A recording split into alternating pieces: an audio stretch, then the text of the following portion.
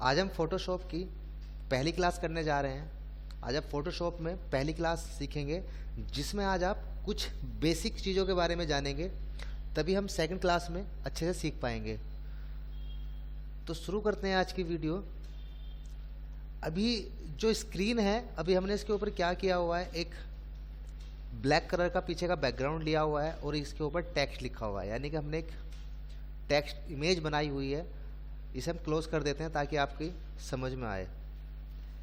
जैसे ही आप फोटोशॉप को ओपन करेंगे, क्योंकि फोटोशॉप हमने पहले से ओपन किया हुआ है, जैसे ही आप फोटोशॉप को ओपन करते हैं तो आपके सामने कुछ इस तरह की स्क्रीन दिखाई देगी। इस स्क्रीन में सबसे पहले हम बात करते हैं, ये जो ऊपर वाली जो फाइल एडिट वगैरह जो यहाँ पे लिखा हुआ है, इन्हें हम मेन्यू बार बोलते हैं, जो कि आपने MS Word, MS Excel, Corel Draw वगैरह में सीखा भी होगा। जो इसके नीचे आता है, जब आप कोई भी टूल्स यहाँ से सिलेक्ट करते हैं, ये उस टूल्स की प्रॉपर्टीज़ ओपन कर देता है, तो यानी इसको प्रॉपर्टीज़ बार बोला जाएगा। यहाँ साइड में नीचे की तरफ जो होगा, ये हमारे टूल्स बार हैं। ये हमारे पैनल्स होते हैं, जैसे लेयर्स है, चैनल है, पाथ है, अलग अलग तरीके के पैनल्स हो सकते हैं। और इन पैनल्स को आप यहाँ से विंडो में जाकर एडजस्टमेंट कर सकते हैं। जो भी आपको यहाँ पे ऑप्शन चाहिए, उस ऑप्शन पर आप टिक कर देंगे। जैसे मुझे एक्शंस चाहिए तो यहाँ पे एक्शंस पे क्लिक करेंगे तो यहाँ पे एक्शंस आ जाएगा। ब्रश पे क्लिक करेंगे तो ब्रशेज आ जाएंगे। यहाँ पे जो भी आपको ऑप्शन चाहिए वहाँ यहाँ पे आप क्लिक कर देंगे, जो नहीं चाहिए उसको हटा देंगे। आमतौर पे हम लेयर वाले ऑप्शन पे क्लिक करते हैं, क्योंकि हमें पता चलता रहता है कि यहाँ पे कौन सी लेयर बन रही है, कौन सी लेयर नहीं बन रही है। बाकी आप चाहें तो यहाँ पे कोई भी स्टाइल यहाँ से ले सकते हैं। इसके अलावा ये जो टूल्स बार है, इस टूल्स बार के ऊपर आप यहाँ आपको बटन दिखाई दे रहा है। इसका मतलब ये है कि अभी जो टूल्स बार का स्टाइल है वो इस तरह से आ रहा है। अगर आप इस बटन के ऊपर क्लिक कर देंगे तो ये टूल्स बार जो है बिल्कुल वर्टिकल आ जाएंगे, बिल्कुल सीधे हो जाएंगे। दोबारा क्लिक कर देंगे तो इस तरह से ये स्टाइल में आ जाएगा। इसी तरह यहाँ भी आपको एरो दिखाई देगा। एक्सपेंड पैनल्स, अगर आप एक्सपेंड कर देंगे तो बड़ा होकर यहाँ पे सामने आपके स्क्रीन पे दिखाई देगा। वापस इसके ऊपर क्लिक कर देंगे तो वापस छोटा हो जाएगा। ऐसी इस टूल्स को भी आप यहाँ पे छोटा या बड़ा कर सकते हैं। इसके ऊपर आप यहाँ पे देख रहे होंगे, यहाँ पे कुछ स्टाइल्स हैं। इस स्क्रीन के स्टाइल्स हैं इन टूल्स के। आप पहले वाले ऑप्शन पर अगर आपने क्लिक किया हुआ है तो इस तरह से आएगा। आप यहाँ पे न्यू इन CS6 पे क्लिक कर देंगे तो जो स्टाइल है वो यहाँ पे चेंज हो जाएंगे, इस तरह से आ जाएंगे। 3D वाले पे कर देंगे तो वो इस तरह से आ जाएंगे। तो यहाँ से भी आप जोन से चाहें वो यहाँ से स्टाइल देख सकते हैं, लगा सकते हैं। वापस आमतौर पे जो होता है वो बेसिक टूल्स जो होते हैं, सबसे ऊपर वाला यही सिलेक्ट होता है। अब हम बात करते हैं कुछ बेसिक चीज़ों की। तो सबसे पहले हम एक इमेज ले लेते हैं, बाद में हम एक एक करके सब सारी चीज़ों के बारे में सीखेंगे। अभी जो है हम केवल बेसिक चीज़ों के बारे में जान रहे हैं। तो इमेज लेने के लिए या तो आप यहाँ फाइल वाले ऑप्शन पे जाएंगे और यहाँ पे ओपन कर लेंगे, या फिर इसकी शॉर्टकट कमांड है Ctrl+O, या फिर आप ये जो स्क्रीन आपको दिखाई दे रही है ब्लैक कलर की, इस ब्लैक कलर की आप स्क्रीन के ऊपर यदि डबल क्लिक एक साथ करते हैं तो भी आप कोई भी फाइल ओपन कर सकते हैं। जैसे ही आप इसके ऊपर क्लिक करेंगे तो आपके सामने जो इमेजेस होगी, आपका जो फोल्डर होगा इमेजेस वाला, वो यहाँ पे आपकी स्क्रीन के ऊपर आ जाएगा और आप यहाँ पे जो भी चाहें वो इमेज यहाँ पे क्लिक करके ले सकते हैं।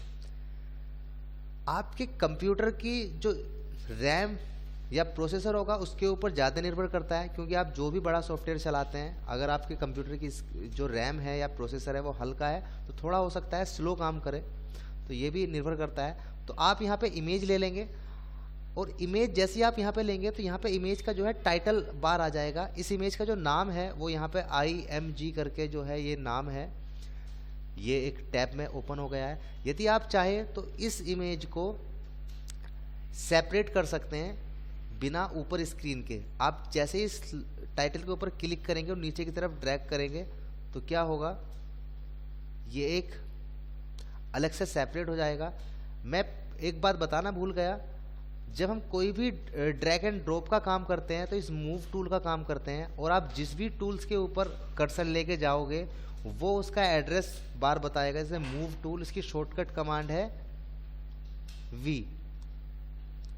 तो आप जो भी काम करेंगे ड्रैग एंड ड्रॉप का वो मूव टूल के जरिए करेंगे। तो अब क्या हुआ, ये जो इमेज है वो अलग से सेपरेट हो गई एक नए टैब के अंदर। आप इसको बड़ा या छोटा भी कर सकते हैं, जिस भी तरफ आप कर्सर लेके जाएंगे उस तरफ लाइन पे जैसे रखेंगे उस तरह का ये डबल एरो का साइन आ जाएगा, और आप क्लिक करके इसके ऊपर बाहर की तरफ खींचेंगे तो बड़ा होगा, और अंदर की तरफ खींचेंगे तो ये छोटा होगा। ऐसे ही यहाँ मिनिमाइज का मतलब ये है कि आप जैसे मिनिमाइज कर देंगे तो जो इमेज है वो आपकी छिप जाएगी,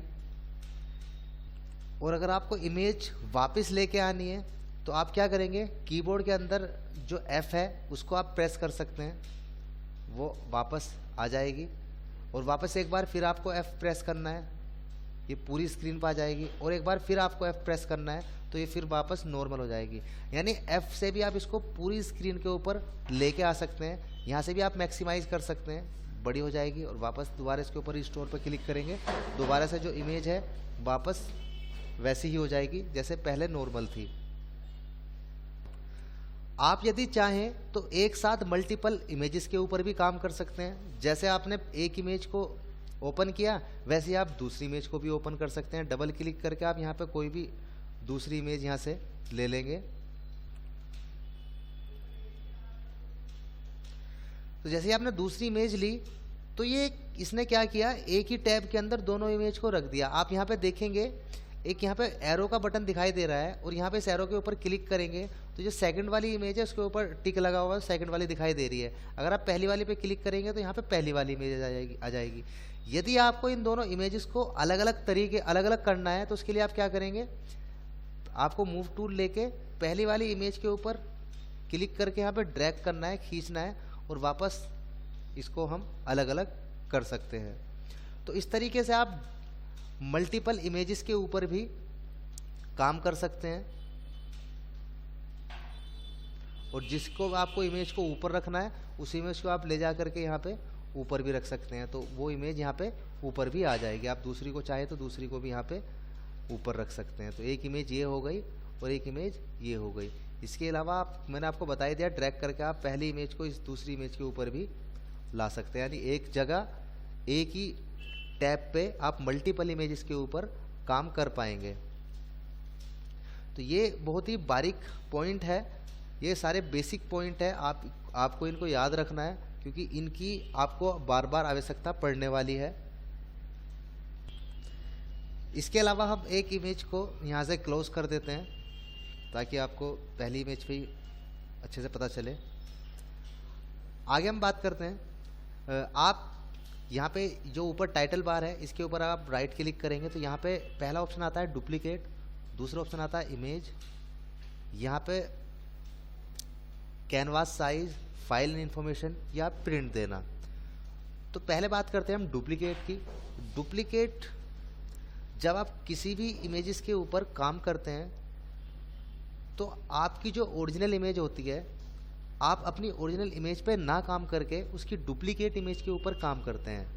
मेरा कहने का मतलब ये है कि आप जिस भी इमेज के ऊपर काम कर रहे हैं उस इमेज का आपके पास बैकअप होना चाहिए। यदि मान लीजिए आपके पास ये एक ही इमेज है, यानी एक ओरिजिनल इमेज यही है, और आप इसके ऊपर कोई काम कर देते हैं और बाय मिस्टेक आपसे ये इमेजेस, आपने इसके ऊपर कोई भी काम किया, मान लीजिए आपने इसके ऊपर कोई भी काम किया या यहाँ पे डिलीट ही कर दिया कोई चीज़, और मान लीजिए यही इमेज आपसे सेव हो गई, तो जो आपके पास पहली इमेज यही वाली है और आपने इसके ऊपर काम कर दिया तो आप वापस इस इमेज को ओरिजिनल पा नहीं सकोगे। तो इसलिए हम क्या करते हैं, किसी भी इमेज का डुप्लीकेट पे काम करते हैं ताकि आपके पास एक ओरिजिनल इमेज भी रहे जैसे पहली थी, और एक डुप्लीकेट इमेज यानी जिस पे आपने काम किया है एक वो भी रहे, यानी आपके पास बैकअप भी हमेशा रहे। तो हम जब भी काम करेंगे एक डुप्लीकेट इमेज के ऊपर काम करेंगे, कंट्रोल ऑल्ट और जेड दबाएंगे तो ये अंडू होता है। इसके बारे में भी हम डिटेल में जानेंगे, अभी केवल हम बात कर रहे हैं इंट्रोडक्शन की। तो कंट्रोल ऑल्ट और जेड के साथ आप वापस जा सकते हैं, अभी हम इंट्रोडक्शन की बात कर रहे हैं। तो हम इसका डुप्लीकेट ले लेते हैं, इसके ऊपर राइट क्लिक किया और यहाँ पे डुप्लीकेट आ गया। डुप्लीकेट का ये नाम है, लास्ट में कॉपी करके आता है, आप जैसे ही इसके ऊपर क्लिक करेंगे तो यहाँ पे देखेंगे आप ये जो है कॉपी यानी कि डुप्लीकेट है और ये आपकी ओरिजिनल है। हम इसको क्लोज कर देते हैं एक को। अब हम इसी के ऊपर काम करते हैं। इसके बाद आप चाहें तो किसी भी इमेज का साइज यहाँ से चेक कर सकते हैं। राइट क्लिक करेंगे तो इमेज का साइज आप यहाँ पे देखेंगे, यहाँ पे बता देगा जो इसकी चौड़ाई है वो 1200 है और जो हाइट है वो 1600 है, यानी पिक्सल में है ये। और इसका जो साइज है वो 5.49 एम का है। और जितनी बड़ी इमेज रहेगी उतनी अच्छी क्वालिटी में आप उस इमेज के ऊपर काम कर पाएंगे, यानी जितना बड़ा साइज रहेगा। और जितनी लो क्वालिटी की इमेज रहेगी उतना जो आप काम करेंगे वो थोड़ा कम शार्पनेस आएगी, यानी कम क्लियरिटी आएगी। इसके अलावा हम आगे बात करते हैं। आप इमेज के ऊपर कर्सर रख के अगर आप अपने उसका कीबोर्ड का ओल्ड दबाएंगे और दबा के रखेंगे और माउस का जो है स्क्रॉल बार ऊपर की तरफ करेंगे तो जूम होगा। आप जितना चाहें उतना यहाँ पे जूम कर सकते हैं।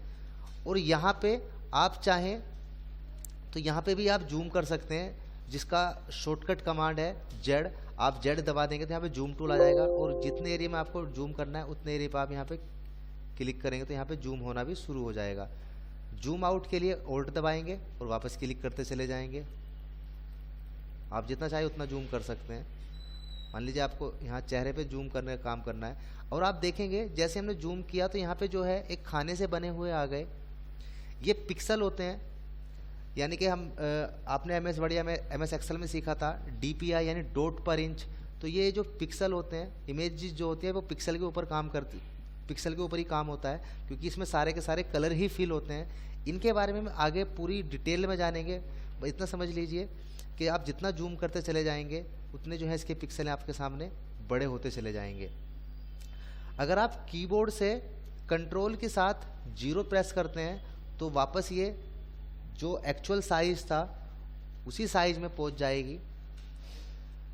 या आप कंट्रोल के साथ कीबोर्ड का प्लस दबाते हैं तो भी आप जूम कर सकते हैं, माइनस दबाते हैं तो भी आप जूम कर सकते हैं। इसके अलावा यहाँ पे आप देख रहे होंगे ये हैंड टूल है जिसकी शॉर्टकट कमांड है एच। आप एच भी दबाएंगे तो हैंड टूल आ जाएगा और आप इस इमेज को एडजस्टमेंट कर सकते हैं। जिस भी एरिया में आपको काम करना है उस एरिया में जाके आप काम कर सकते हैं। क्योंकि इमेज की क्वालिटी जो है इतनी अच्छी नहीं है तो इसलिए वो इस तरह से दिखाई दे रही है। जितनी अच्छी आपकी इमेज होगी उतना अच्छा आप इसके ऊपर काम कर पाएंगे। तो ये जूम टूल था जो आपने सीखा। इसके आगे हम बात करते हैं। राइट क्लिक किया, यहाँ पे कैनवास साइज। तो कैनवास साइज में क्या होगा, ये आपका बताएगा जो करंट साइज है वो आपका 5.49 एम है। और आप अगर न्यू साइज का बनाना चाहते हैं तो आप यहाँ पे विड्थ और हाइट दे सकते हैं। यहाँ पे इंचीज या पिक्सल में इसका साइज भी चेंज कर सकते हैं। तो यहाँ पे साइज भी हम आगे बताएंगे, लेकिन आपको केवल पता होना चाहिए कि यहाँ पे हम इसका नया साइज भी बना सकते हैं। आप चाहे तो जैसे अभी 1200 है, आप इसको बढ़ा सकते हैं, 1600 कर सकते हैं, 1600 बाई 1800। तो इस इमेज का जो है एक नया साइज आ जाएगा। आप देखेंगे एक नया साइज इसका आ गया है। जितनी आप बड़ा साइज करेंगे और जितनी लो क्वालिटी की इमेज होगी उतने ही उसके पिक्सल जो है वो फट जाएंगे, यानी इमेजेस जो है वो बेकार हो जाएगी।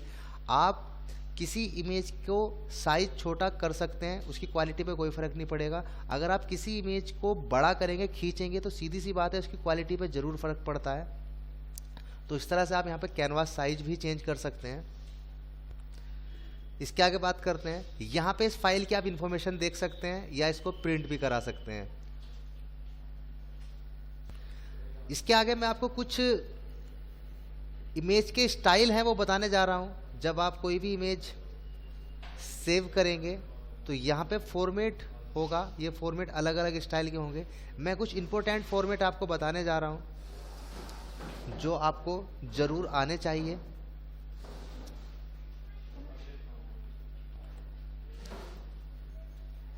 पहला जो होता है वो JPEG होता है। JPEG का मतलब होता है फ़ोटो, यानी इमेज होती है एक तरह की जिसे आप किसी भी व्हाट्सएप वगैरह भेजते हैं या मोबाइल पे आप किसी भी मेल के ज़रिए भेज सकते हैं।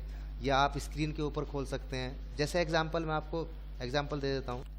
तो आप यहाँ पे देखेंगे ये इमेज है, मैं राइट क्लिक करके प्रॉपर्टीज़ पे जाता हूँ, तो यहाँ पे जो होगा टाइप ऑफ फाइल जो होगा जेपीजी होगा, यानी ये पिक्चर है, फोटो डबल क्लिक करोगे तो ये पिक्चर के फॉर्मेट में खुल जाएगी।